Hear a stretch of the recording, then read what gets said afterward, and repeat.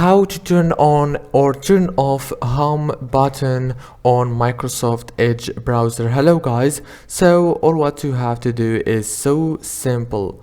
Just go to Microsoft Edge. This is the home page. Now all what you have to do is go right here, click on those three dots and click down here on settings. After you click on settings, it will take you to this page right here. Now all what you have to do on this page, just go here, click on this fourth option. After you click on this option here, you will find home button. Now you can enable it or disable it from here easily, as you can see. If this video was helpful, please don't forget to like, subscribe. Thank you for watching until the end.